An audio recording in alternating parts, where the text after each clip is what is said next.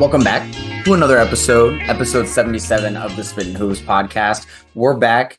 The NBA season is wrapping up. The playoffs are around the corner. Today, right now, as we're recording this, the Warriors and Clippers are playing. So we'll have the final seedings right after at the end of this podcast that we're recording. So we'll record another one, update you on the playoff stuff.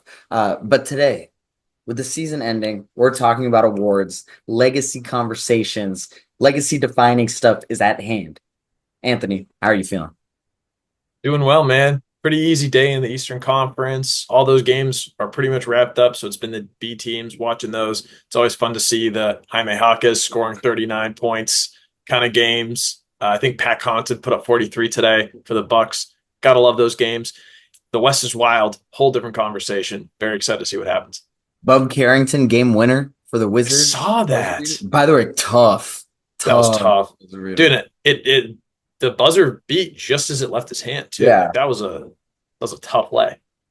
So crazy stuff happening in the NBA. Nothing more crazy though in the last few weeks was the firing of Mike Malone.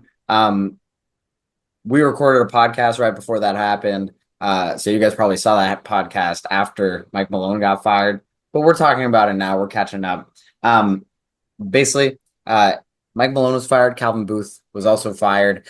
This kind of happened after a rough stretch the Nuggets were having, including a press conference where Malone said, like, no one watches film, no one's going to watch film, etc. And so that kind of became the storyline. But from what reporters have said, it seems like this was a long time coming thing, that this was boiling over for a while. And the owners pulled the trigger. Anthony, any first thoughts? I mean, it's a pretty crazy situation. I mean, I think this is the latest a coach has been fired in the NBA. Yeah, man. Taylor Jenkins, step aside. Congratulations, Michael Malone, man. Look, the issue that I have about this is, from what I understand, Calvin Booth had an idea of developing the prospects, sort of on this two timeline idea that the Golden State Warriors have been on, right? And Michael Malone was much more in the camp of no, I want to win. Let's get veterans in the locker room. Bit of that old school style. Obviously, he's been there for 10 years. I don't see the logic behind this. I don't understand why you don't. You're the Nuggets. You have Nikola Jokic, and he has this LeBron James effect of ability to elevate a team, and he can win a series all by himself. And with the West as up in the air as it is, I don't really understand this move. If you don't want to go with the Calvin Booth direction, okay, that's fine. If you don't want to go with the Michael Malone direction, okay, that's fine. But two bad vibes in the building, unless they were both individually super, super crappy, which it must have been, I don't really get this. I don't understand it. I think it's a terrible idea. The Taylor Jenkins one made a little bit more sense. This one does not make any sense to me, bro. No sense. Honestly, I completely agree. I think firing Calvin Booth was something a lot of people wanted. A lot of fans of the Nuggets, especially, Bruce Brown walked, and that was kind of a cap space situation. They were limited, but KCP walking, sacrificing future assets to trade up into first rounds where you're picking Peyton Watson and then Christian Brown, who's been good, right? You hit on Christian Brown. You hit on Christian Brown, but like I think there's also an issue here where who's getting the credit and who deserves the credit for, Calvin Booth keeps picking rookies and Mike Malone keeps making them pretty good. I mean, Christian Brown being a contributor this quick is like a W and is not to be expected. Even if you hit on that draft pick. And I think, Strother, for example, was another guy that, a lot of people thought had a ton of talent coming out. But even if you hit on the Strother pick, it's going to take a few years to pan out. Mike Malone was able to make Brown a starter and replace KCP with him, right? And so it's kind of hard to believe that they would fire Malone. It's not like Malone hasn't shown the ability to develop some of these guys. It just takes time, So it's really shocking to me. I think a lot of Nuggets fans and the front office were probably concerned and annoyed that he wasn't playing the starters or he wasn't playing the young guys.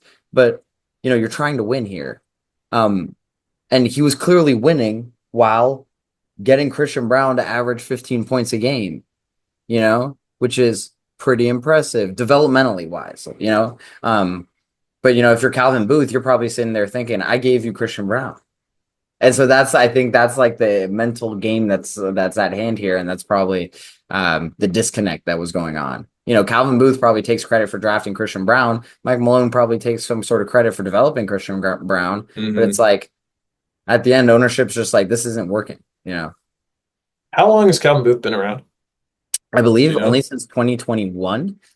Tim Connolly was the old president of the Right. Nuggets, and the T Wolves offered him a bag. Right. He bolted and went to the T Wolves. And that's when Calvin Booth, who was the assistant GM, who became the GM. So yeah, that's been the situation. Calvin Booth did not trade for Aaron Gordon.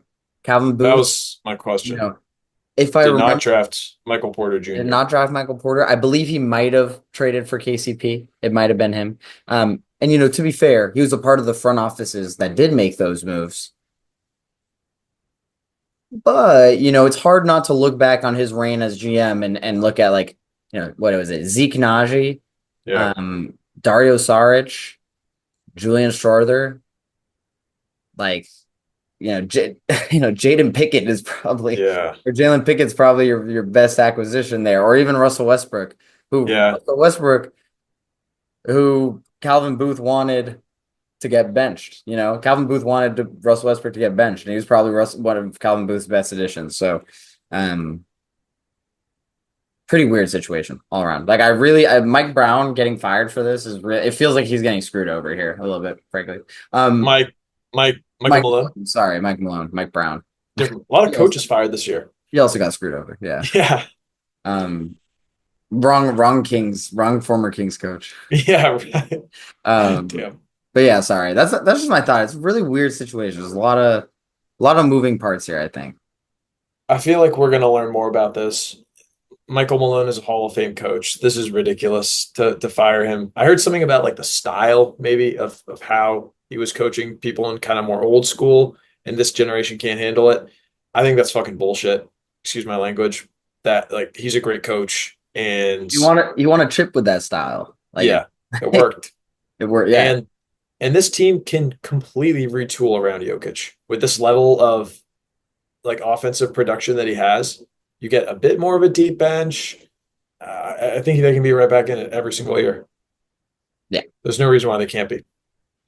And he's gonna be a hot commodity. If I'm the Wizards, as someone who lives in DC right now, Wizards, get on the phone. Get on the phone. Because dude, Malone was there for 10 years, man. He also like built them from, they were kind of lost they were kind of the lost in the sauce. Like, they were kind of in, like, I don't know, they had to retool. He was able to develop guys like Nurkic and.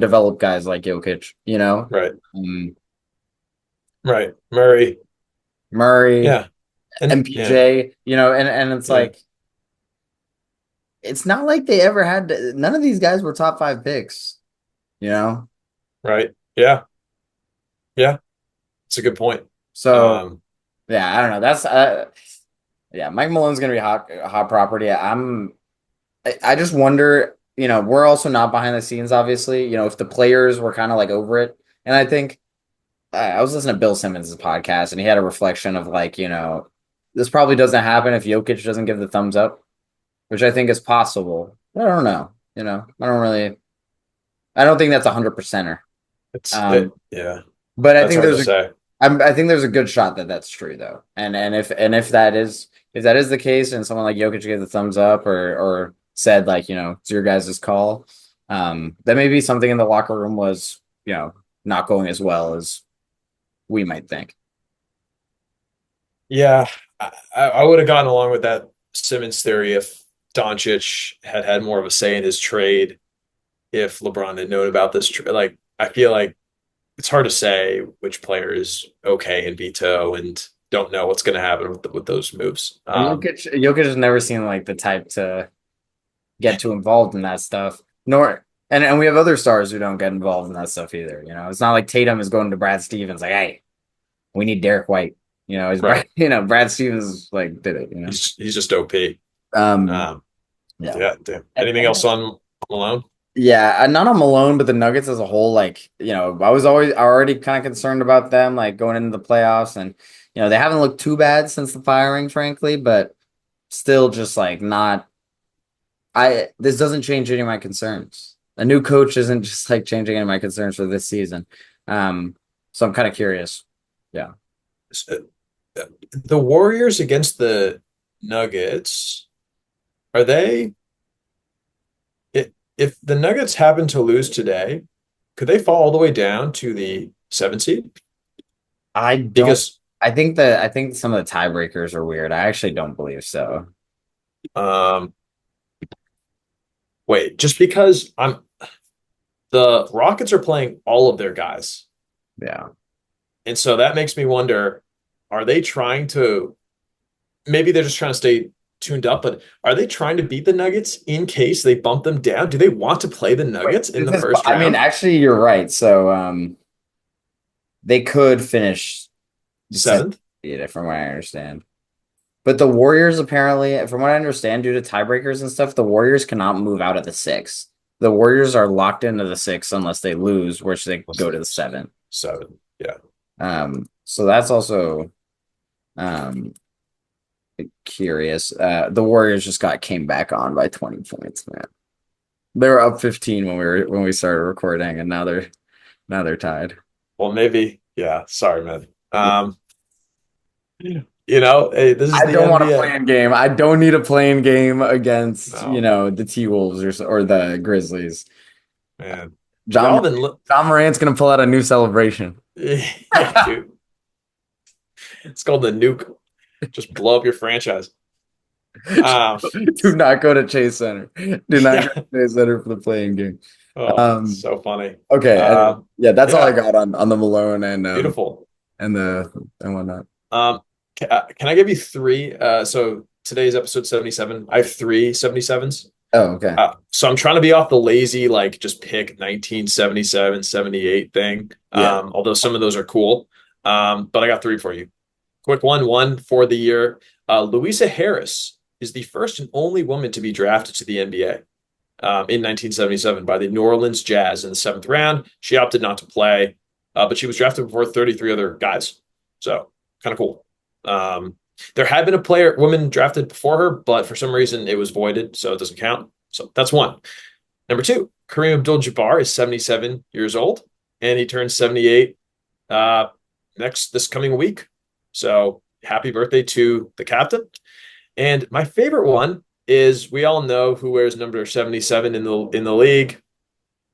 Very obvious guy in Luka, but I thought that was too easy of a fun fact. So, but there are 23 other players to wear 77. And so I'll just toss out a few names that you guys have heard of. Bones Highland, Andrea Bargnani with the Knicks, Ersan Ilyasova, Sasha Pavlicic in one of his last years with the Celtics, Kevin Porter Jr., unfortunately, Omer Yurtseven, Damari Carroll, and Lamar Stevens. So 77 is a relatively popular number for some reason. Um, and there you go. Three fun facts about the number 77. Dude, I did not know this about Louisa Harris at all. Apparently, she was gonna report to training camp, but then she found out she was pregnant. That's tough. I didn't include that part, but I'm glad you did. Yeah. It just happens, but I love that idea. It's the NBA. It's not, gender exclusive. And if you're good enough to make the league, good enough to make the league. So, shout Just out to the New Orleans Jazz, New not the Orleans. Utah Jazz. Crazy. If it, let's just be honest though, if it was Utah, that wouldn't happen. Um, all right. Harrison Butker moment. All That's due respect. that's crazy. Uh, Yeah, with that, so uh, let's guess do it's some time to move to awards. the awards. Yes, Yes. sir. Anthony, do you want to take us in? I guess we got to do Yeah. all NBA, Yep. all NBA MVP, all NBA, all defensive, and all the. Yeah, so we got a lot. I think the only one we might not do is all rookie. And maybe we'll say that for another one. But so as a reminder, I hope this rule changes, but you must play a total of 65 games and you must play at least 20 minutes per game for 63 of those games and for 15 minutes for two others to qualify for MVP, Defensive Player of the Year, Most Improved Player, All NBA, and All Defense. This does not apply to Rookie of the Year, all rookie team, 6-man, or clutch player of the year. Um, and that little caveat, I will explain my frustration about that as we talk later. So, um, Max, where do we want to start? Let's do all NBA. I feel like that's Sure. the most evident one. Do you just want to, how do you want to do this? You want to give your five and I'll give you my five? I think I'm not gonna lie, I Sure. think our some I of think our they're, all NBA might be a little similar and saying the all defensive. yeah. Yeah, I'll be curious to see how similar. I don't think that injuries took away too many opportunities of guys here, which is nice. But first team, got to have Shea, got to have Jokic. I don't think we need to really explain those. Maybe we'll talk more about them specifically in the MVP stuff. And then Mitchell, to me, seems pretty obvious. 64 wins, maybe 65. I don't know if they won this last game or not. But I think that's a franchise. No, that's not a franchise record for the Caps, but very impressive. Tatum, I think, just makes the most sense here. Great team leader. And I think really helped steer the team in a positive direction when they were middling in December. And then Giannis just continues to be 30, 12, and 6.5. He should make more free throws. And I think they would have won more games if he made more free throws. But other than that, that's my first team. I agree. So that is also my first team. I think there's been some talk of someone else like breaking into this, whether that be someone like Brunson or Ant. Um, I want to put Ant there really Mm-hmm. badly, but D Mitch has been undeniable this year, like you said. Big game player, 64 wins, day in, day out, good, and also has had to, sacrifice a little bit to ensure the offense can run through Mobley Yeah. and timing his offense better. Um, yeah, I Yeah. think D Mitch has got to be there. I think Ant is the closest one. I really wanted to put Ant first team. You know, truly, I think Ant is probably the better player over Donovan Mitchell at this point. Um, but for this season, I think Donovan Mitchell's got to be there. Just deserves it. Can I Yeah, can I give you a stat? yeah. Against teams 500 and above, the Cavs are 28 and 11 this year. There you go. So that for me, that's kind of what sold it. Um, If the T but yeah, Wolves had been a little bit better, um, yeah, maybe and not that the T Wolves are bad. Like obviously they're almost going to hit 50 wins, but like if the T Wolves were a top three seed, that probably reframes this discussion a little bit. But them being closer to the eight makes it a little tough of a comparison. Uh, right. you know, although it is an individual award, you do have to reward the success. You have to reward the wins. So Yeah, no, I fully agree. But yeah, it doesn't really seem like there's too much else here to break down. I'd be shocked yeah, if I other people I had mean, different takes. I think the like SGA, Jokic, those are your top two MVPs, like in Yeah, discussion. I think Giannis is right under that, and then it's Tatum slash Donovan Mitchell right under that. yeah, Like, and then there's like a gap, and that's that top five of probably your MVP, um, is going to be your first team here. So yeah. yeah, Suppose that. Lovely. And it fits into the traditional positions, which is always nice. very nice. Yeah. All right, you want to hit us with your second team? Yeah, that's my second team. So I've got Kate Cunningham, Jalen Brunson, Carl Anthony Towns, Anthony Edwards, and LeBron James. Once again, you know, I think Brunson and Cat are pretty self-explanatory. I mean, top three seeds on the Knicks, they play a Yeah, lot day in day out, and Cat yeah, specifically really went up another level in terms of his responsibility on this team is so high compared to what the team his T Wolves team last year, and he really rose to the occasion offensively. And as much as I have criticisms of him defensively, um, you know probably done a little bit better as a solo center than I might have expected.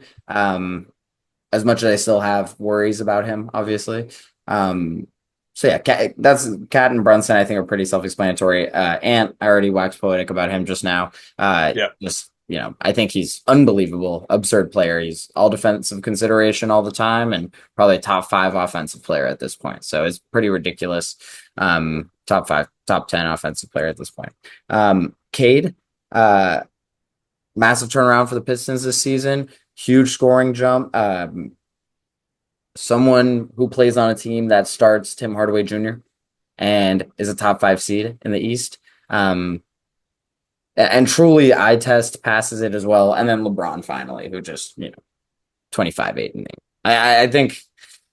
I think you go a few different directions here. I mean, I think Harden has had a great season, and I think however you feel about Steph, you could sneak him in here for one of these guys. But yeah, Yeah. No, I think this is good. Steph was the one guy I debated back and forth between him and Cade just because of his recent great games. yeah, But then he had a couple tough games, especially against the Rockets, and I think he was that close. I like everything you said. Another stat that I'm gonna throw your way is that again versus top 500 and above for the Knicks, 15 and 23, not great. Um, but like you, I also have Jalen Brunson and Cat. I think the third seed, you win 50 games. It's great. So I think you give that to them. I love Anthony Edwards. I saw some stat that him and Steph are like neck and neck in terms of volume and accuracy 3-point shooting this season. So that's just incredible that he's been able to maintain that efficiency of like 39.7 or something ridiculously high on like 8 attempts, 10 attempts per game, something stupid like that. I think we have the same exact lineup. To your point, Cade, to take Cade from a 14-win Pistons team last year, have a couple of additions in Tobias Harris, Tim Hardaway, but to lose Jaden Ivey, to have Asar Thompson in and out of the lineup, and to have them be a playoff team is freaking impressive. And like you, LeBron, I think gets this. Unfortunately, his technically 25 points per game season streak is snapped. I was really hoping he was going to get that. Um, I'm very glad Brunson and LeBron both came back from their injuries in time because they both barely scraped past the 65 game limit. So did Giannis. So we would have been in some big trouble if they had not made this, and there would have been some worse guys on the team. So I think we definitely got to re-talk about the 65 game rule, maybe make it 60 so there's more breathing room. I thought Jalen Brunson was actually not going to make an all NBA team due to this, but he came back in time. yeah. Thank God. So yeah, that's who I have on my second team. Seems like we got the same team. Yeah, we got the same one. Yeah, I don't have anything to add there. Can I give you my third team? I think it might Hit go a me with little it. bit against the grain. Uh, Sure.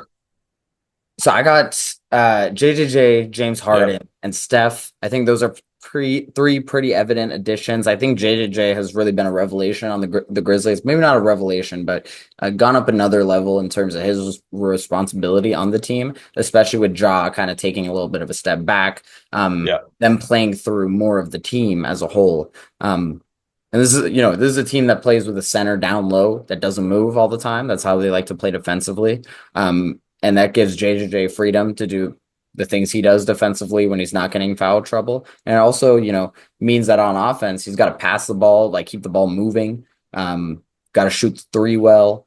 And he's kind of got this floater bag as well a little bit. So, anyways, I think he's been really good this season. My two guys that I think might be a little surprising. I got Evan Mobley here. I think, I'll get to this later. I think he's been the second best defensive player in the league and arguably the best one this year. But I think he has gone up a level in terms of his facilitation, and I think his involvement in the offense and mobility in the offense for the Cavaliers is what has taken them to the next level. I think Kenny Atkinson is a big part of establishing that, but they've really unlocked an aspect to him where, statistically his offense hasn't necessarily gone up, significantly, but I think eye test wise and in terms of his impact on the game, it's truly notable. And he can play all the time, which is not something that it's not too long ago where Mitchell Robinson and Isaiah Hartenstein were destroying him. Was it Mitchell Robinson and Isaiah Hartenstein? And Mitchell Robinson and Julius Mm. Randle were Mm. destroying him and Jared Allen on the boards. And that feels like, doesn't really feel like it's on the cards anymore, right? So I got him. They also, a lot of wins. Probably deserve it. I think Şengün could put him here. I think he's got similar arguments as Mobley. But I've got then Jaylen Brown here as well. So I think Jaylen Brown, another guy where the team is Celtics amazing this season, second second seed in the East. But he's been incredibly efficient. I was also thinking about Jalen Williams in this slot. I just think Jalen Brown's been a little bit better. Oh, dude, What? you're gonna have to think of somebody else. Jalen Brown only played 63 games. Are you serious? Yeah, he had to miss the last few because he has this knee contusion, so he can't qualify. Damn, I was so passionate about this. I love it. I I was love it. ready to defend Jalen Brown. I was really like I was so ready to defend Jalen Brown. Yeah, I didn't even consider him because of the game thing. Damn.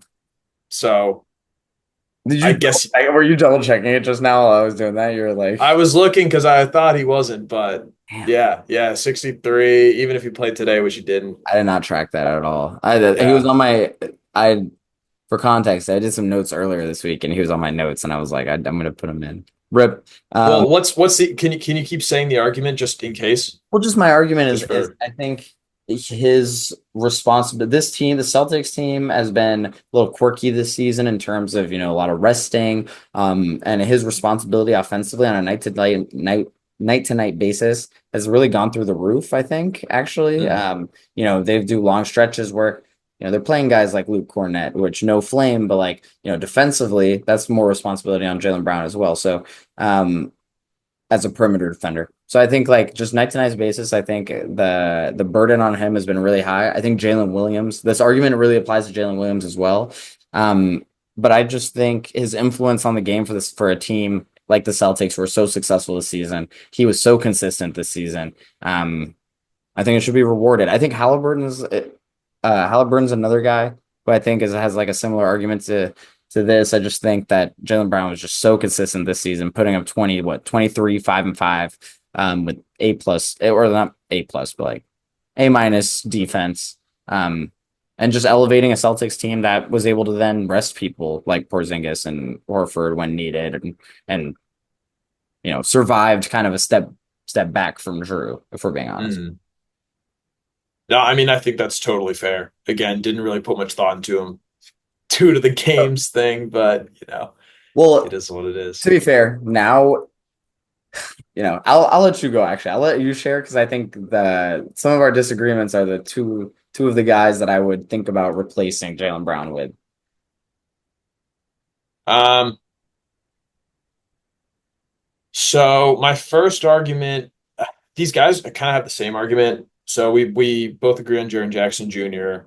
He really kept the Grizzlies in contention. I think they would have been an absolute, I mean, not an absolute disaster, but they would have been in that 9-10 range fighting for that if he had been hurt at all, just with the injury issues that they had. Um, and just with this like deep rotation that was good, but who was your other big man once Brandon Clark got hurt? And Zach Edey is good, but he's a rookie. So I'm with you on that. James Harden, I think, has been awesome, elevating the Clippers. They deserve an All NBA guy, and I love that. 23, 6, and 9. He's looked phenomenal. Steph Curry, I think, is just, I'm with you. Once he got Jimmy and they just kind of took it up a notch, they've been like 23 and 8 or something like that, or 6, something like some crazy good record. And I'm going to use that same logic with Halliburton, where the Pacers went from this, where are they in this kind of playoff area where they were adjacent to maybe falling into the play-in tournament to the Pacers are 17-5 with him manning the helm. I think he's finally kind of turned the corner this season, averaging 19-9. I think the Pacers also just deserve they won 50 games this year for the first time in 10 years. I think they deserve a guy in Halliburton who's led that. So just kind of excited to see what he can do in the playoffs. Their offense just looks really good. They had some necessary wins. They beat the Nuggets when they had to. They beat the Kings. They did lose to the Thunder, but who doesn't lose to the Thunder? They beat the Timberwolves. They beat the Rockets in this stretch where they were winning games. They beat the Clippers. So just for that reason, I'm gonna go with Halliburton. And then And I think that's yeah, super fair too. I think yeah. like he had some rough stretches this season, like frankly, like, and I think that's kind of the thing why I'm putting Jalen. Like I wanted to put Jalen Brown ahead of him. I should say. But as a whole, I mean, he's the leader of a team that just won 50 games. And it's a Yeah. team that, if you look at his second, third, fourth option, I know Siakam has been really good, and Siakam is also a guy that you could consider for one of these slots potentially. But, you know, outside of that, you know, I like Miles Turner. I like, some of their other pieces, but it's a lot of different guys, a lot of moving pieces, and he's able to kind of connect that whole team together. And I think that's kind of where I go with it, to your point. And then the other guys in a similar kind of vein. There was a question of how good were the Rockets going to be, and then all of a sudden they just went on this tear. I think, granted, maybe um, Sengun's numbers haven't popped off the picture the same way that they might have even last year or what people were expecting them to do, but his plus minus differential this season has been awesome. It's been like plus 7.5 or something like that, depending on the specific stat you look at. So when he's on the floor, there's just significantly better. I think, much like you're saying, they have this really cool, quirky team with Amen Thompson. I love the double big lineup that they can run with Steven Adams. He's just such a good passer, facilitator. He doesn't need to be able to shoot the ball very well. Um, it's crazy if you have your Van Vliet and Brooks and Amen Thompson and Sengun and Jalen Green lineup, you don't necessarily have an amazing 3-point shooter out there. And so it just, for me, they deserve an All NBA guy for getting that second seed. So I think that's fair. I just think, yeah, maybe I give a little too much credit to some of the other guys, but I think like Sure, that team is really good. they are. Like Jalen Green, for his issues as a player, like offensively night to night is able to put points up to get you to the math that you need to get to, in this league where you need a lot of points up. I think Amen Thompson is one of the most influential players on a night to night basis in the NBA, straight up. Um, Sure. so yeah, so that's kind of why I was leaning Mobley, especially, them ending with the 64 wins. Um, but yeah, I think Şengün is totally fair. I think I would put Halliburton for me instead of Jaylen Brown in my list, but I think Şengün is Mm, like instantly next man up. I have some honorable mentions. I think my next sure. two, I think Jalen, it would be Halliburton would be the main, or sorry, Şengün would be the main next man up. But I think after that, I think Jalen Williams straight up. And then honestly, Devin Booker, Pascal Siakam. With Mm, the injury stuff, really knocks out a ton of guys from this list. So you get to someone like Siakam pretty quick. Yeah. yeah. I had some other guys on top of the ones you said. Zubats, potentially. Yeah, he was Really like definitely he's him. in that breath too. Um, and then this is kind of crazy, but Austin Reeves, I don't know how nuts that is to say, but as a guy that kind of bridged this gap and was able to remain an offensive focal point for the Lakers during this whole season. He's averaging 20 points per game, and he's had this crazy stretch of late. But again, this is also with players that have not been able to. We're missing Kevin Durant. We're missing Wemby. John Murray. We're missing Wemby, exactly. Yeah. We're missing Fox. We're missing Sabonis. We're missing so many guys. So, um, Tough one. Tough yeah, one for the tough one for the 65 game yeah, rule. But yeah, it also is. like it's just a tough one for the injury. It's just a tough year for injuries. Like we would have Mm-hmm. like even if like a lot of these guys miss significant time, even if we didn't have the 65 game rule, is KD making one of these teams? And if he had made one of these teams, would we feel good about it? Yeah, Kind of tough. maybe the numbers are there, but the team is not. Yeah. I don't know. Okay, I feel like all NBA is the easiest one here. So like Yeah, let's cool. let's, let's keep it moving. Let's keep it moving. You actually just want do you want to do the MVP right now? Sure. I feel like it fits. Yeah. Um, Do you want to start? yeah. Honestly, like I think this MVP debate is really, in two minds. I think it's about, you got the Thunder, led by a player in SGA, who have made the jump from very good team to this is a historically good team. This is a historically good player who is putting up numbers and leading this team on a night to night basis that as a shooting guard is reminiscent of Kobe, um, reminiscent of Dwayne Wade. He does it defensively, does it offensively. He's giving you 30 a night while setting up his whole team. And whenever they need a bucket, he goes and gets it. The other guy, you could argue, is probably the better player in Jokic. However, this season, you know, there's a pretty major gap in wins. Um, there's a gap of 18 wins, you know, and that's extremely significant when we're talking about this because as much as we can argue Jokic is this amazing player who's putting up triple doubles all the time, however you might feel about him on a night to night basis, you can't say that his supporting cast is that bad. I mean, he still has Jamal Murray, still has Aaron Gordon, still has the remnants of that championship winning team. And that said, I think that's what it comes down to. Do you want to reward the guy for the 67 wins, influencing his game as a bucket getter and defensive player every night, or do you want to potentially reward this all-time great who has just this every moment of every game that he is on the court is just changing the game?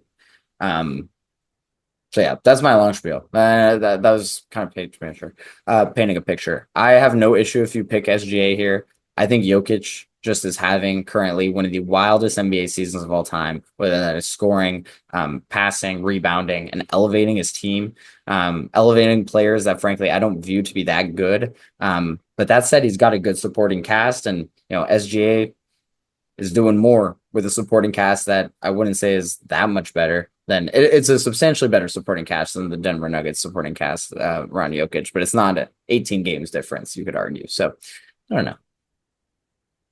Yeah. So you go with Jokic here. That's what I go Jokic. But then this is my long spiel to say I don't mind either. Yeah. Yeah. And I think these are the only two guys who should really be in a conversation. You get the occasional fan saying, "Hey, what about Tatum and the Celtics?" Like, all right, as a Celtics fan, that'd be lovely, but he's not going to win it. This season, SGA his plus minus is 8. He has the best. This is probably the best shooting guard season, um, in terms of efficiency and all in both sides of the ball since Kobe Bryant, maybe. I mean, James Harden had a better scoring season, probably, but I genuinely think this is probably the best shooting guard since Kobe. yeah, yeah. I mean, he 52% from the field, 38% from three, which is so incredible. And he has the wins to back it up. Obviously, Harden did have that great season where he got them 65 wins or something, but he's averaging 33, 5, 6.5, 1.7 steals and a block. So he's doing everything on that end. And I think that I'm going to say that he gets it strictly because of this fact. When we look back as to who the greatest players in the history of the league were, you have a few guys who won 4 MVPs. Wilt, LeBron, MJ won 5, Bill Russell won 5, Kareem won 6, Magic won 5. That's it. I don't think there's anybody else that had more, unless like George Mikan back in the day, but I don't remember. In none of those guys were not considered, maybe Magic due to Larry Bird, but none of those guys shouldn't have won more MVPs. Michael Jordan should have won more MVPs. LeBron James should have won more MVPs. If Wilt and Bill Russell weren't playing each other every year, they probably would have won more MVPs. That's just the way this goes. And unfortunately, when we look back into historical seasons, we tend not to pair. LeBron James has 4 MVPs, but unless you really are paying attention to which ones, you don't know which seasons he won the MVPs. And maybe we do because that's more recent, but I don't know the Wilt Chamberlain specific MVP seasons. I don't even know the specific Michael Jordan MVP seasons. I know some of them. I don't know all of them. And that's going to be the same thing here with Jokic. There are going to be seasons like this where he was at his absolute peak. Same with all those other guys where they didn't get the MVP because they gave it to somebody else that was also pretty good. Because once he hit 3 MVPs or even 2 MVPs, it should be harder to win it. If Shea hadn't been this good this year, then Jokic, who I mentioned, Shea had that 8 plus minus differential, Jokic's is 20. Jokic is the best player in the league, hands down. I think the difference between him and Shea is closer between like to Shea and Giannis or whoever the next guy is. I agree. I agree. Um, and unfortunately, that doesn't matter in the way that history looks at it because unless Jokic starts winning more chips, I don't think he's in that Will, LeBron, MJ, Russell, Kareem, Magic territory. He's just not. So So, you think Jokic should win it? If you had a uh, vote, if you had a vote today. no, I'd vote for SGA. I don't think Jokic deserves to be in that conversation. And I know that he's had a way better season than he did in the past years. But for me, I give this to Shea, honestly, for the historical purposes. Best player by far on the best team by far this year in terms of wins. Um, and it's not a slight to give it to him, where I do think once LeBron stopped winning MVPs in the mid 2010s because of some guys, I was like, all right, cool. That doesn't matter anymore. I And really I really hope the voters don't vote like that. well, I think they will. I think they will too. Um, I but think yeah, if I had to vote today, I would vote for Jokic and I'd go to bed and I would sleep very tight. And like yeah, he's I'd feel very comfortable. yeah, he's the best player in the league, I think he's been I think this is year 7, year 6, maybe. being the best player in the league. You could argue. Yeah, year 5, year 6. I think that's fair.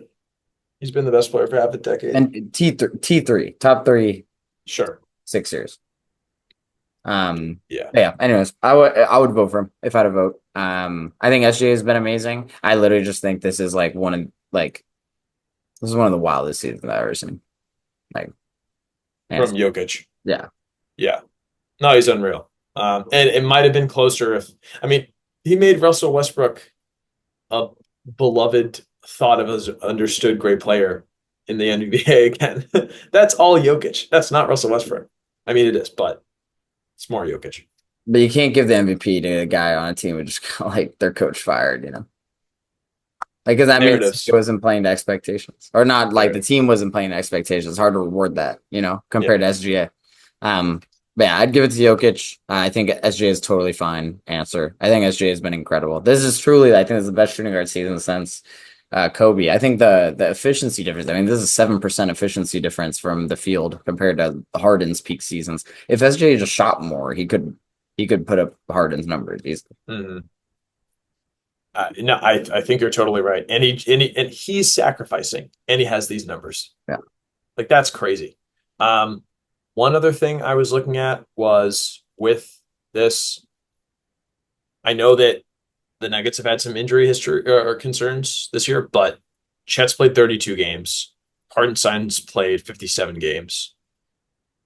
And that's your that's your defensive front court, really. Yeah. Um, so just all that to say, he's been able to patchwork some stuff. Um, but yeah, Totally agree. That's the MVP for you. cool. After that, just really quick, I'd put Giannis third, and then there's Yeah, a gap from there. Like then I think like Tatum, depending on how you yeah, feel about All NBA, like D Mitch, yeah, and but yeah, I think Giannis should be number 3, and I've been really impressed with him all season on a team that has just bad situation dumpster after bad fire. situation. I mean, Middleton tried to play. He's playing 20 minutes a game. Gets traded for Kuzma. Kuzma's terrible, even though he had a great game today, by the way, on the day we're recording. Yeah, Dame Lillard, they win that in-season tournament, and then Dame Lillard has a blood clot. yeah, So it's like he, through all this, has still been top 15 defender in the league, top 5 offensive player in the league, yeah. distributor. Really, as much of a distributor as ever, while also being very aggressive about the offensive Mhm. end, 30 a game, whatever. Yeah, I just want to give Giannis his flowers. yeah. And Brooke Lopez too. 25 games missed. Or sorry, Bobby Portis. Yeah, 25 games. So yeah, I'm with you on that. I think that's totally fair. That he Doc, deserves that. is Doc Rivers as a coach? Like, Yeah, he's getting through adversity, man. And we'll talk about this. Most of the games aren't settled yet. They'll be settled in about 30 minutes. But we have some really fun. That Pacers Bucks series, that 4-5 is going to be very interesting to see. With Giannis Aldi. Totally agree. You want to take us all Um, defensive? yeah, let's do all defensive. So for first team for me, I wonder if we have the same, but Dyson Daniels, he's been a revelation. I'm sure he'll come up in a future conversation that we'll have. The Great Barrier Thief, 3 steals per game, leading in deflections per game, just an on-ball menace, off-ball menace too. Lou Dort, just an incredible wing defender, has always been an incredible wing defender. Takes the hardest challenge on the offensive side. Derek White, for me, this is a bit of homerism, but he still remains to be an incredible defensive player, and he's averaged 1 steal and 1 block per game as a guard, which is awesome.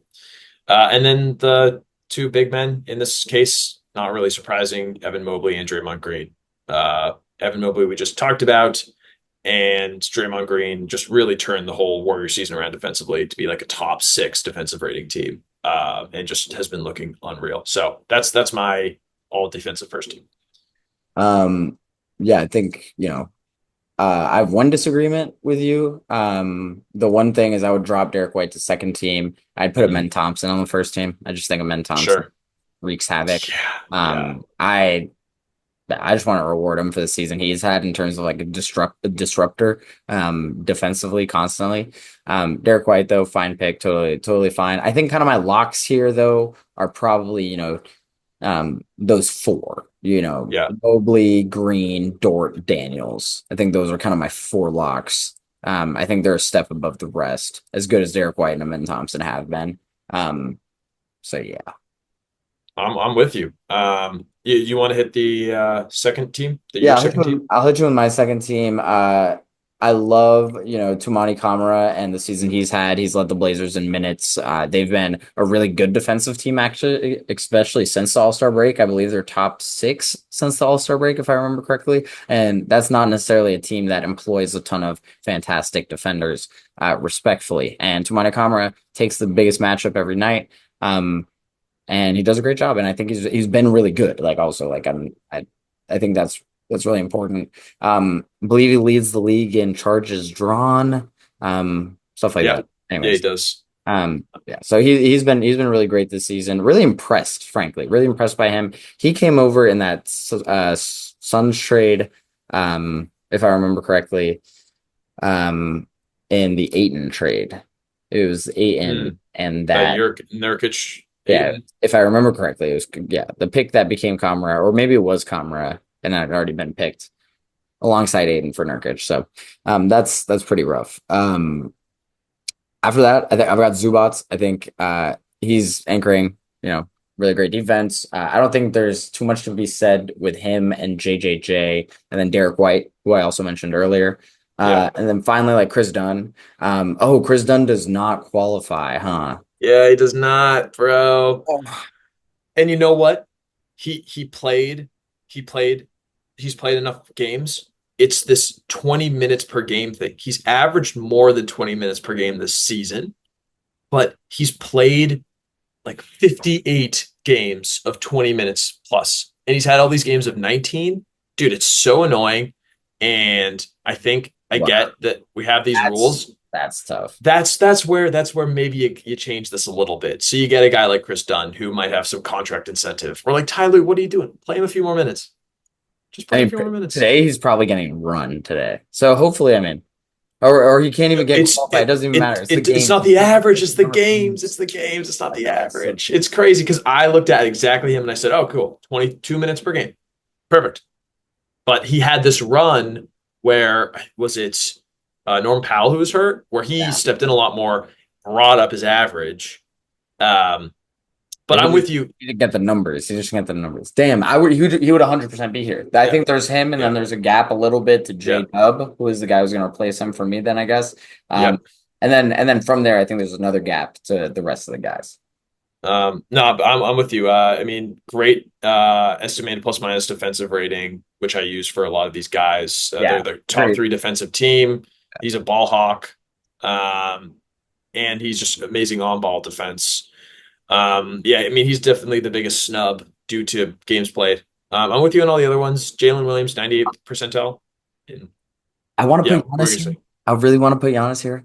I Oh think he's been yeah. fantastic this season. I can't do it. He's like the next guy. He's like that. I Yeah. think and I think he deserves it. I think J-Dub also like should be rewarded for the defensive season he has. Yeah. Um, as for the other guys, I can't really believe I'm putting in Zubac. I never like he's someone that everyone talks about and I wasn't familiar with his game up until probably a month ago, and I really started keying on it, and I've just been very impressed with him defensively, and offensively, frankly. But like, defensively and he's usually not a profile player that I enjoy watching. And he's truly been terrific as a defensive anchor. So just want to give him a shout out. Yeah, no, he definitely deserves. He's also top 99 percentile on like defensive impact. Anchors that defense. They're great. I think the eight that I really want to be sure to see, or I think the eight that I want to be really sure to see on this list is, Daniels, Dort, White, Mobley, Green, JJJ, Thompson, Zubats. Actually, nine. Kamara. I think those nine. Sure. Those are the nine that I really want to see. Um, I'm with you. and yeah. Do you I'm want with to you. Yeah. Is there anything else you want to highlight on that, or we can hop into deep defensive No. player? It's just shame about Wemby, shame about Jalen Suggs. It And then would Asar Tom. would both be first team. And sorry. Yeah, yeah. And Asar Thompson had played 58 games this year, so he'll be good for the playoffs.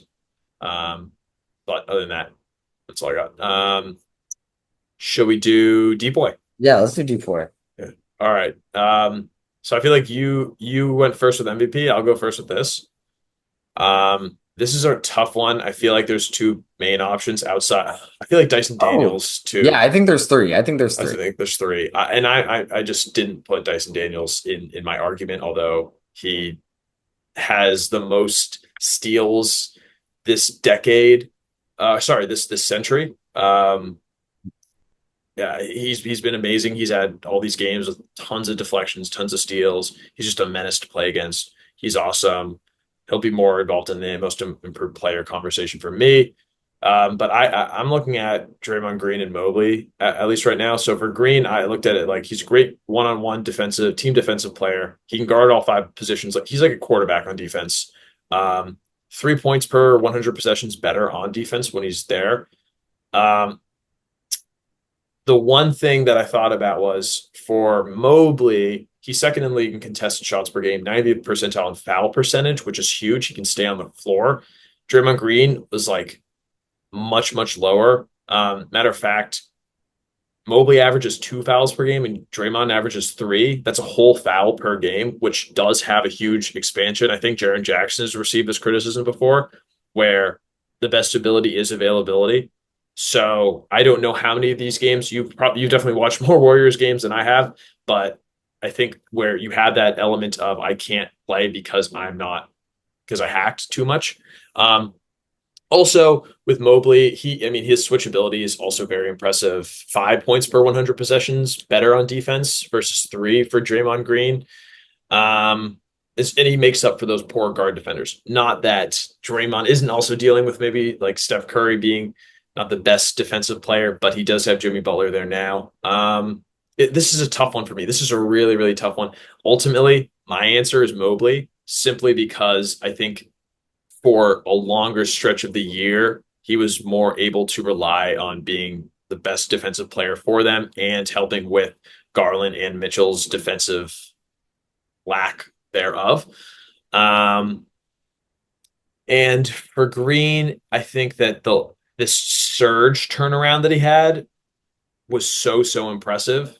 And he probably won't have another opportunity to be deploy, if I'm being honest. So it'd be nice if he gets it because I think Mobley has plenty of opportunities, seeing he's been in the running for a while. But I'd probably lean Mobley here. So yeah, I think that's totally fair. I think those three guys, and I think Daniels, I think I agree that he's kind of a cut under Mobley and Draymond, but I think yeah, Daniels deserves a shout. He's also third for me. But I'm gonna disagree. I'm gonna sure. take Draymond. Actually, I actually don't think this is that close. I know it's going to sound like a homer pick, but I think Draymond is on a team that is worse offensively, which puts more pressure on the defense. A team like this year has been significantly worse offensively.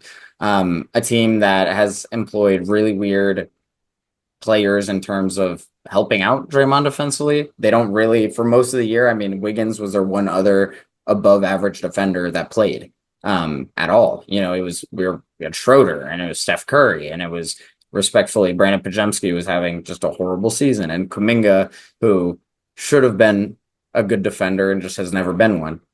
Eventually they got Jimmy Butler and now their defense takes a step. But pre All-Star break, they were basically equivalent defenses, the Cavs and the Warriors, given worse circumstances. So that's kind of the team argument. Also, over the course of the year, the Warriors had the better defense in terms of defensive rating.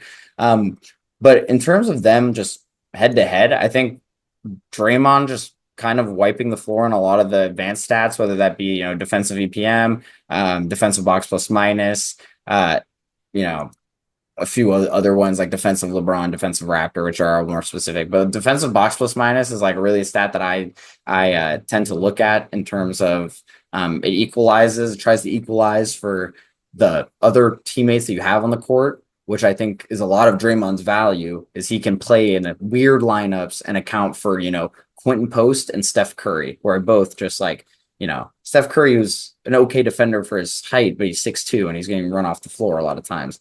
And Draymond has, a box plus minus of 3 when Mobley has a box plus minus 1.5. And so yeah, that's kind of where I'm at. I think for me, Draymond has been the best defensive player. And I think he also comes up in big moments. He guards one-on-one the other team's best player, whether that be Jokic, and he plays free safety against teams with really good guards and is able to morph and account for all that. So yeah, I've got Draymond. I think he's been the best defense player for most of the year, actually. And it's a really impressive season from him in my eyes. Yeah. It's a very impressive season. I think this is definitely one of the close ones. And I will say, I think I hate to defend Draymond, the media personality, because he is indefensible as a media personality. But I think him doing the media tour was like valid in some ways, because I think honestly he probably didn't get enough shine at the time he started doing that media tour for a season that I think is pretty clearly a top 3. At that time he wasn't in the top 3 of the odds, and I think to me he's pretty clearly the defense player of the year. So Sure. I will say there was that aspect that was kind of funny to watch, where he was honestly insufferable. That Malika Andrews interview where he's 45 minutes before the Warriors-Lakers game, I was like, oh my God.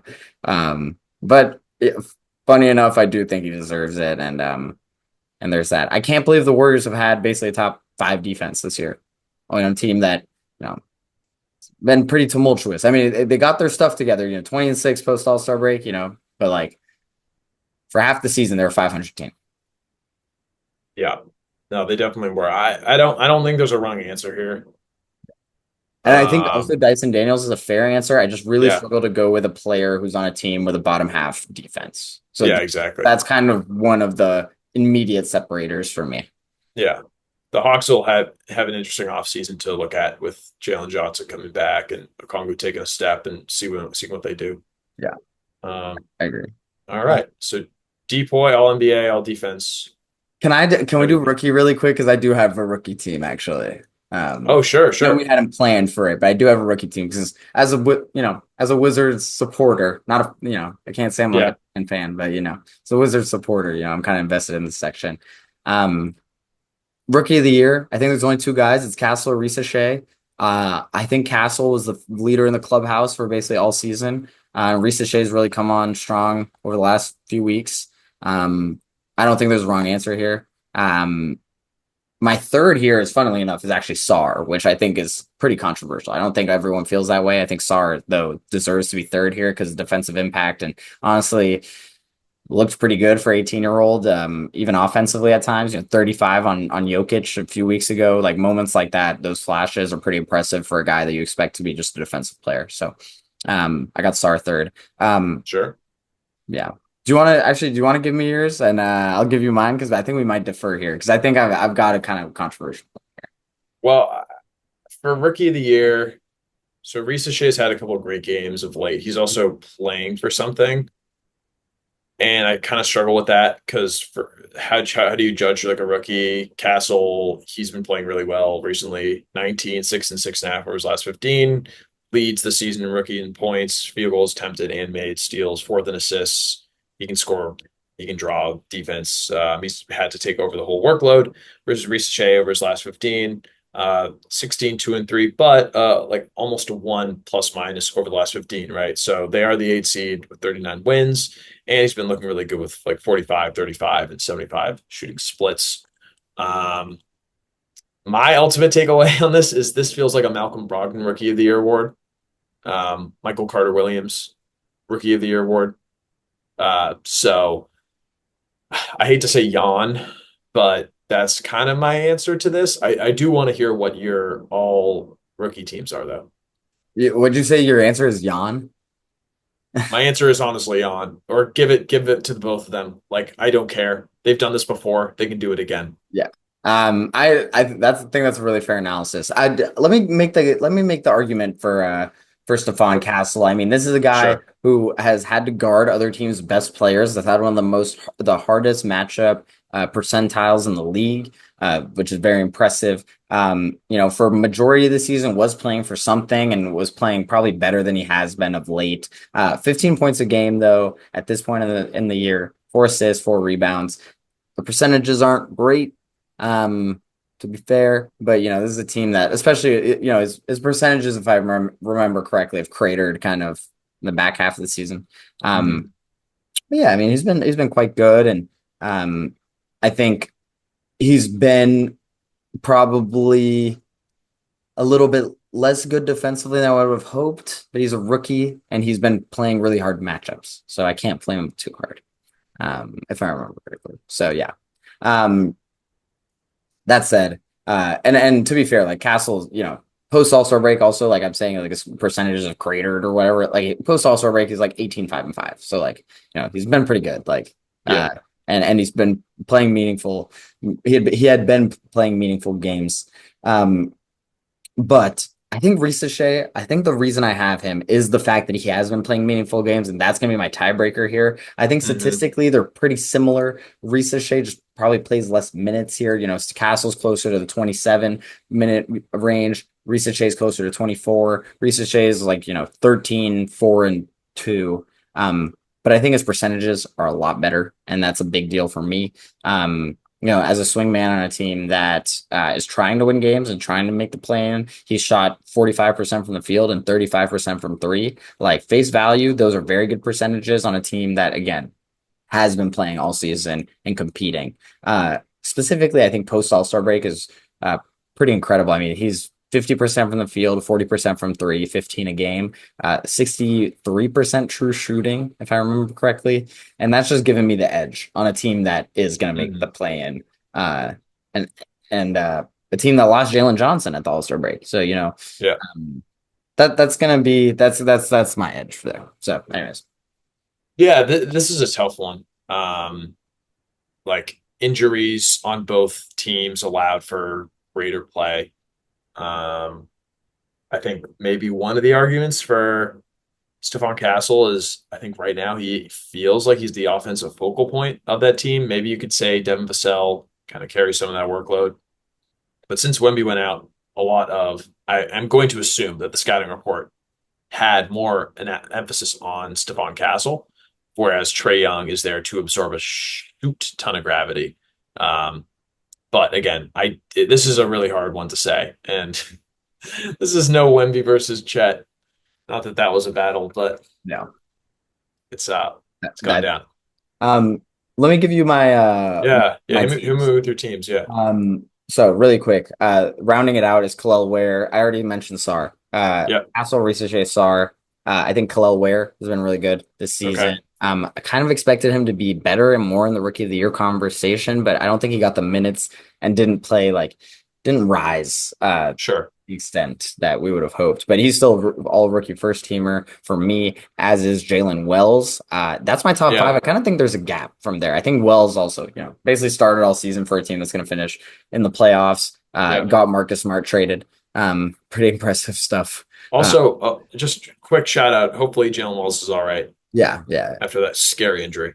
He'll be Uh, back. He'll be back. But I'm confident. I'm confident. I love that starting five, by the way. I think Jalen Will's such a great rookie. Yeah. Yeah. And I think all these guys are very deserving. I think there's a gap here. So Yeah, then who's you your second go team? to Buzelis. I think he's Yeah. on my all rookie second team. Really just, came into his own post All-Star break, and the Yeah. flashes that he showed were truly impressive, and just, eye test and stats, good. Um Bub Carrington on the Wizards, Yeah. starting point guard basically all season for a guy who looked, and especially with ending the season like this, but like has not looked out of place as a 19-year-old, playing 25 minutes a game on this team. So yeah, pretty impressive stuff. I think after that it gets like a little bit of like a cluster. I think you could say a bunch of different guys, but I'm gonna go with Isaiah Collier on the Jazz. Yeah. Go with Yves Missi on the Pelicans. I'm going to go with Zach Edey on the Grizzlies. Okay. Missi, I think, have similar arguments. I think Misi's been actually quite good this season, um, especially when they had to actually play, frankly. I mean, this back end is kind of rough, and I don't want to judge them off this, but for a significant part of the season, I mean, we went into this Pelican season thinking they had no center, and he stole the starting job and was playing 25 minutes a game, which I thought was really impressive. Edie playing most games for the Grizzlies, especially post Brandon Clark injury. And Collier, I think, has been really good this season. I think he's flown under the radar for a lot of people, but I've been truly impressed with him. And I thought he was a sneaky grab. And yeah, my honorable mention here is Donovan Clingan. Just not there. I love this. And this is sort of a actually take due to a lack of games restriction on the all rookie team. I think McCain should be on there Oh, they don't have a on one of them. they don't I have a don't I don't believe that there's a games restriction. yeah, I, I believe if, that. if if if that's the case, I don't even care if he's played 18 games this year. How many games did he play though? I'll tell you right now. He played not enough, that's for sure. Only 23. But God. you know what? They were inspiring games. All right, you know what? That, I'm with it. No, I'm with it. I'm with it. I would put, because honestly, like if we could do it, like I think McCain. I will say I think those. I don't think I could put him above those five, just given the 20. yeah, the Like, first team, but yeah. I think second team, I'd probably stick him in over probably Misi or Yeah, Collier. I think that's fair. But I think he would be probably one of the first guys on the second team. I mean, I like that. McCain, if he had played the whole season, is like easily the rookie of the year. Yeah, 100%. Like he gave that fan base hope. And people forget the first 12 games of his 25 game season, he's coming off the bench playing 10 minutes a game. He Yeah, got up to 16 a game basically from that last 10 game stretch. Um, yeah, that's the rookies for me. love it. Hell yeah. No, that's a great list. I wish the rookies were better. I think there'll be a lot of good ones, hopefully. I will Um, say, I think there's 50 NBA players in this draft class, I think. Like, surprisingly. Maybe not rotation. 50, but like I think there will be 40 guys. How about this? I mean, we can revisit this at some point. 40 guys in the NBA in this Yeah. draft will play at least three NBA seasons. Three NBA seasons like rotational players. Like, how about play at least 20 games in three NBA seasons? All right, I like that. I think there'll be 40 of them. We'll stamp that. I like that. Bronny's Um, Bronny's gonna play 10 of them. Brownie. Um, all right, good stuff. So we have a few more. We have four more. I think coach of the year, six man, most improved player, and clutch player. Is there any award there that sticks out to you? I mean, honestly, none of them stick out to me a ton. I mean, you can tell. You want me to run through some of the ones I got, and you can tell me if you disagree or vice Sure. versa. Yeah, Look, sure. clutch player, I got Jokic. I think Brunson is another guy who just came to mind, but honestly, Jokic is just to me by far the clutchest guy. Throughout the season, just carrying in clutch situations, fourth quarters, balls up to him every single time. SGA's also got a shout here for sure. Just his team was too good. I don't know how many clutch situations he truly had this season compared to Jokic. Hmm. No, I like this. The other guy I was thinking about, both of them, Jokic and Brunson, in terms of clutch games, their records are pretty mid. Brunson 17 and 11, and Jokic is 19 and 14, so they're both okay. Uh, Brunson averaged 5.5 points per game in clutch time, which is pretty impressive. 52% from the field, 3-to-1 assist to turnover ratio. So I think he was secure with the ball and he could score.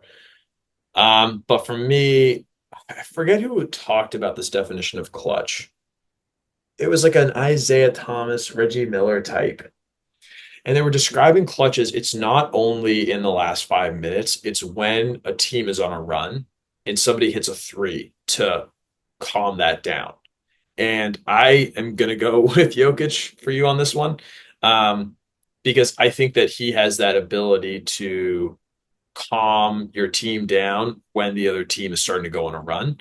So yes, he's also, by the way, his clutch is pretty great. 4.2 points per game in clutch time, 56 and 43 shooting splits, plus minus of 1.8, which is freaking incredible in clutch time, right? So he's averaging almost 2 extra points per game in clutch minutes. But I think the raw stats are really tough to say. It's more eye test, and I haven't watched enough clutch minutes specifically of the Nuggets. But I just think he's the most trustworthy player, which in my mind is the most clutch player. So, yeah, so I'd say for that. I think that's totally fair. All around, I think that's Cool. I totally agree. Can we go to MIP? There's one I'm kind of excited about. Yeah, let's do it. I think the two guys who are the running. I think there's more guys in the conversation. To Yeah, me, it's either you're pro Cade and the fact that Cade really just ascended to a new level, yeah, or you're pro someone like Dyson Daniels. This is who yeah. I'm going with. Who's made the jump from a 5 point per game player to a 15 point per game player plus, top three defensive player. A guy, a jump that was truly unexpected and makes that DeJounte Murray trade look insane, by the way. But Oh yeah, terrible. I got Dyson. I think Cade. This is no flame to Cade. I think Cade was really close to being this good already. I don't. Cade's gotten better, but I don't think Cade's that much better than what he was last year. I think that it's Cade for me. And this is the classic back forth of, do you give it to, like, this was the Tyrese Maxey thing. This was the John Morant thing. It's, do you give it to the guy that was all-star adjacent who went to an all NBA level? Or do you give it to the guy that was kind of back of the bench, got 20 minutes per game, and all of a sudden is top three in defensive player of the year voting? For me, I'll lean Cade. Um, his increases weren't quite as much as Daniels per se, to your point. But that leadership role of taking a team with an awful record and getting additions of Tobias Harris, who had been memed out of Philadelphia, Tim Hardaway Jr., who had been memed out of Dallas, and was Michael Michael Beasley, or Malik Beasley. Sorry, keep thinking the wrong guy. Nice. Um, also bucket, but yeah, I think that for me, his ability to just take this team that was definitely better than the record was last year. I think it's hard to say, but I'm gonna give it to Cade. I think that's fair. I mean, I think Cade is more of an argument this year than I think like Ja did a few years back. Like Ja Sure, was truly following this trajectory that was like expected in my eyes, and right? during that one, I was like, it's got to be Poole or Bane. Bane, who ended up being second. I think Cade's got more of an argument, just because the ascension. This is such a aggressive ascension by the Yeah, Pistons, right? I mean, this is now a team that's going right. to be what, they're top six in the East. So, um, yeah, I just as a player, I thought Cade was pretty close to this level last year. Just Monty Williams is, you know, Yeah, still bro. trying to figure out what he was doing. Um, and the roster just it makes more sense. It's better this year, as much as it's not that much better. It is better. So yeah, I'm gonna give it to Dyson. I just think the ascension. I think it's probably, this is kind of a knock on Cade. He didn't start from as low of a place as Dyson Daniels did. So it's kind of out of Cade's control there. I'm just gonna give it to Dyson based off that. Truly an unexpected and truly an unexpected shift. I mean, this is a Hawks team. They weren't the worst team in the NBA last year, but they got the first overall pick, for example, and they're going to be in the play-ins and got a chance to actually get playoff series. No, I think that's so fair. I was looking at the Pistons win-loss projections, and I think they doubled it. Yeah, That's just what it is for me. I mean, there's a bunch of other factors, but um, and it's totally fair. But I yeah, I took the Pistons over in our yeah, I think you preseason. did. I don't think I, I don't think I did. I think I was a hater, so I kept apologizing. Yeah. Sorry, guys. Oh yeah, I remember every podcast. That was a good. We might have to do another apology, honestly. We might have to. Uh, Um, yeah, all right. Coach of the year. it's got to be Mark Dagnall for me. I mean, I think Kenny Atkinson has a shout as well, and I think um, he would be well deserving just because he took a team that didn't make any that many visual improvements and took them from being a team that was seemingly stuck in a 4 or 5 in the East to being a top 3 team in the NBA. Mhm. I think it's him or Dagnall for the Thunder. I just think the Thunder had injuries. They had, they've toyed with lineups and they just keep winning. Like they just can't Yeah. stop winning. They like Yeah. try this two center lineup thing when Chet comes back and it's like, oh great, like we're still winning. Okay, Case and Mhm. Walls 30 minutes tonight, 10 minutes tomorrow, but and it's just like everything he has done this season has worked. Um, and I'm just that based off that I'm giving it to him, especially with some of the injuries like Chet and whatnot, which I think kind of fly under the radar of the greater course this season. I think Kenny Atkinson, though, for example, is totally deserving. I think there are a few other guys who are as well. But that's kind of the two guys I'm looking at. It's kind of lame because it's the two number one seeds, but so be it. Yeah, that's how it goes. And just for the Atkinson part, I think that jump, you said everything that I was thinking about for the Thunder. They just are, I think, are allergic to losing. Um, they for Kenny Atkinson, 48 to 64 wins. To your point, was like, where is this team going to go to a title contender? Um, Mobley takes that offensive step. Like the Ty Jerome piece of it has been absolutely incredible. They've been a work of art. I will actually go with one of the guys that you hadn't put. He's probably on your short list, but I'm gonna go. I love the Pistons today, man. Ooh, okay. We're gonna go with JB Bickerstaff, and for the simple reason that you go from 14 and 16 last year to the 6th seed this year. That's a 30 win increase. The additions were Tim Hardaway, Paul Reed, Dennis Schroeder, who was on 4 teams this year. Shout out to him, and Malik Beasley. Not only that, but you lose Jaden Ivey this year, who was hooping. You did miss Cade for a few games. Uh, you're able to win. I think locking into that. I mean, you talked about how frustrated it was when Monty Williams wouldn't play the young guys last year, right? Like And Asar Thompson's super good, right? Like here's right, 15 minutes. yeah, yeah. Here you go. That's it. To the point where our good friend Mark Steiner, who drafted Asar Thompson when he initially was playing heavy minutes, was like a top 40 NBA fantasy player, and then fell out of that lineup. So for me, I'm actually going JB Bickerstaff with this because the Thunder were the number one seed last year. They're the number one seed this year, although they are so much better this year. The Cavs were a playoff team last year. They're still a playoff team this year, even though they're so much better. But that just jump to where we might look at this 3-6 matchup against the Knicks and go, could they make it tough? Like, could they do some stuff here? That'd I be don't crazy. know. That'd be crazy. But I think it's totally fair.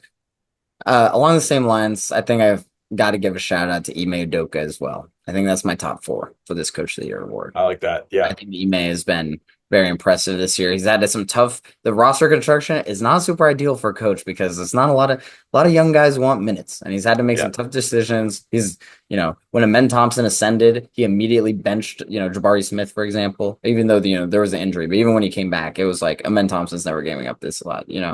Um, so I think Ime deserves a shout as well. I think Biggerstaff's a great call. Yeah.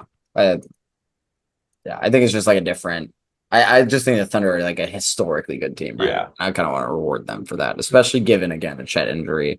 So yeah, that's it. That's just how I feel. Six man. 6 man. I got Um, I got Pritchard, yeah. but Yeah. Yeah. Yeah. I wish I, he was available. We've talked about this. I wish he was available at the beginning of the year on DraftKings. He was not. He wasn't even in the plus 10,000 unless I missed something. Um, was that my prediction? I think that was your prediction. You might have hit on that. So I think I hit on something there. The Pretty only rough. other, Pretty rough yeah, 6 man class.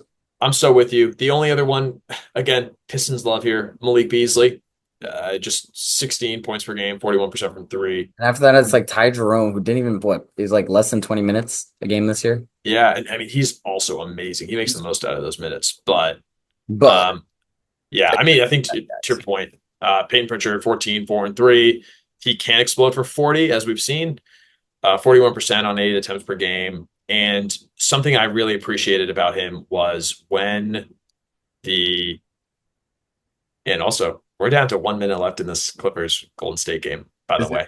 is it really Should that? we talk through this? Nah, nah, nah. Should we talk through what's happening? Nah, we can wrap it up. We gotta wrap it up, bro. I'm trying to watch it. We gotta. All right, but shout out Peyton Pritchard.